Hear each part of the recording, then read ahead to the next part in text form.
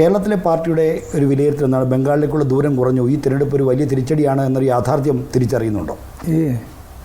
ആ നിലപാടിലേക്ക് ഞങ്ങൾ എത്തിയില്ല. ഇവിടുത്തെ പാർട്ടി ആ രീതിയിലുള്ള നിലപാട് സ്വീകരിച്ചിട്ടില്ല. നിങ്ങൾ പറയുന്ന റിപ്പോർട്ടൊക്കെ വെറുതെ പറയുന്ന റിപ്പോർട്ടുകളാണ്. പ്രകാശ് കാരാട്ട് 2 മേഖലാ റിപ്പോർട്ടുകളിലാണ് പങ്കെടുത്തത്. അതിലാദ്യത്തെ പങ്കെടുത്ത റിപ്പോർട്ട് ഞാൻ തന്നെ പങ്കെടുത്ത കണ്ണൂർ റിപ്പോർട്ടാണ്. അപ്പോൾ അവിടെയൊന്നും പറയാത്ത കാര്യം വെറുതെ പറഞ്ഞു എന്ന് പറഞ്ഞിട്ട് വാർത്ത നിങ്ങൾ ഉണ്ടാക്കുകയാണ്. യഥാർത്ഥത്തിൽ പാർട്ടി ഗൗരവപൂർവ്വം ശ്രദ്ധിച്ച് മുമ്പോട്ടേക്ക് പോകേണ്ടതാണ് ഇപ്രാവശ്യത്തെ ഇലക്ഷൻ റിസൾട്ട്. നമ്മൾ പ്രതീക്ഷിച്ചതിൽ നിന്ന് വ്യത്യസ്തമായ ഒരു വിധിയാണ് ഉണ്ടായിട്ടുള്ളത്. അത് പരിശോധിച്ച് ആവശ്യമായ നിലപാട് സ്വീകരിച്ച് പാർട്ടി തിരുത്തേണ്ടതെല്ലാം തിരുത്തി മുമ്പോട്ടേക്ക് പോകും എന്നുള്ളത് തന്നെയാണ് പാർട്ടിയുടെ കാഴ്ചപ്പാട്. ഇനി മാഷ് തന്നെ പറഞ്ഞൊരു കാര്യത്തിലേക്ക് വരാം. നല്ലപോലെ തോറ്റു എന്ന് മാഷ് പറഞ്ഞു. അടിത്തറ ഇളക്കിയ ഒരു തോൽവിയാണ് കേരളത്തിലെ പാർട്ടിക്ക് ഉണ്ടായത്. കാരണം ഇനി മാഷ് അതിനെ ഖണ്ഡിച്ചാൽ ഞാനൊരു കണക്കൂടെ പറയാം. 2019 35.19% വോട്ട് കേരളത്തിൽ LDF ലഭിച്ചു. ഇത്തവണ അത് 33.35%-ത്തിലേക്കാണ് വന്നത്. അപ്പോൾ പാർട്ടിയുടെ ജനകീയ അടിത്തറ തകർന്നിട്ടില്ല എന്ന പതിവ് വ്യാഖ്യാന പാഠവും കൊണ്ട് നിൽക്കാൻ കഴിയുന്ന ഒരു സാഹചര്യം. 1.75% വോട്ടല്ലേ നിങ്ങൾ പറയുന്നതിന് അത് കുറവുണ്ടായിട്ടുള്ളൂ. 33.35% വോട്ട് ഇപ്പോഴും CPM-നും ഇടതുപക്ഷ ജനാധിപത്യ കേരളത്തിലുണ്ടല്ലോ. 2.8% വോട്ട് UDF-ന് കുറഞ്ഞിട്ടുണ്ട്. 2019 താരതമ്യം ചെയ്യുമ്പോൾ അവരുടെ വോട്ട് 2.8% കുറഞ്ഞു. ഞങ്ങളുടെ വോട്ട് 1.75% കുറഞ്ഞു. ഇതാണല്ലോ കേരളത്തിൻ്റെ വോട്ടിംഗ് സ്ട്രെങ്തിൻ്റെ ഒരു ചിത്രം. എന്നാൽ ഞങ്ങൾ കാണുന്നുണ്ട് കേരളത്തിൽ ഇപ്പോൾ കഴിഞ്ഞ 2014 മുതൽ 2024 വരെയുള്ള 10 വർഷക്കാലത്തിനിടയിൽ ഞങ്ങൾക്ക് വോട്ടിൻ്റെ ശരാശരി ശതമാനത്തിൽ കുറവുണ്ടായിട്ടുണ്ട്. ആ കുറവ് ഗൗരവപൂർവ്വം തന്നെയാണ് ഞങ്ങൾ കാണുന്നത്. ആ കുറവ് പരിഹരിച്ച് മുമ്പോട്ടേക്ക് പോകാൻ ആവശ്യമായ രീതിയിലുള്ള പാർട്ടി സംവിധാനം രൂപപ്പെടുത്തി വളർത്തിയെടുക്കണം എന്നുള്ളതാണ് ഞങ്ങൾ കാണുന്നത്.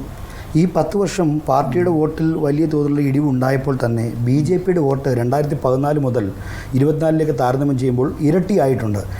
ഇതൊരു രാഷ്ട്രീയമായ ഒരു ആശങ്ക നിങ്ങൾക്ക് നൽകുന്നില്ലേ? അല്ല, BJP-യുടെ വോട്ട് ഇരട്ടിയാകുന്നതിൽ CPM-ൻ്റെ മാത്രം വോട്ട് നഷ്ടപ്പെട്ടു എന്നാണോ നിങ്ങൾ ധരിക്കുന്നത്? അല്ല, അതിൽ നല്ല ഭാഗം UDF-ൻ്റെയാണ്. ഇപ്പം തൃശ്ശൂർ ജയിച്ചു BJP. 86,000 വോട്ടാണ് കോൺഗ്രസിൻ്റെ വോട്ട് അവിടെ കുറഞ്ഞത്. അപ്പോഴാണ് 1,00,000-ത്തിലധികം വോട്ട് BJP-ക്ക് അധികം കിട്ടിയത്.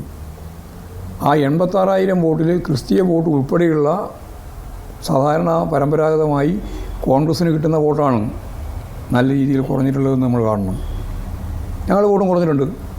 ഞങ്ങളുടെ വോട്ടും അതിൽ ചോർന്നിട്ടുണ്ട്. അത് ശരിയാണ്. ഞങ്ങൾക്ക് പക്ഷേ അവർക്ക് 86,000 വോട്ട് കുറഞ്ഞു 2019 അടിസ്ഥാനപ്പെടുത്തി. ഞങ്ങൾക്ക് അവിടെ 16,228 വോട്ട് കൂടി. രണ്ടാം സ്ഥാനത്തേക്ക് പിന്നെ LDF വന്നെങ്കിലും അവിടെ BJP വിജയിച്ചിട്ടുണ്ട്. BJP ജയിച്ചു എന്നുള്ളതാണ് ഏറ്റവും വലിയ അപകടകരമായ സംഭവം. അതിൽ BJP ജയിച്ചത് കോൺഗ്രസിൻ്റെ ചിലവിലാണ്. ഇവിടെ നിയമം ജയിച്ച പോലെ നിയമം വന്ന് ജയിച്ചല്ലോ. കോൺഗ്രസിൻ്റെ വോട്ട് പൂർണ്ണമായിട്ടും മിക്കവാറും അവർക്ക് കൊടുക്കുന്ന സ്ഥിതി വന്നു. അപ്പോൾ ഓരോ ജയിച്ചു.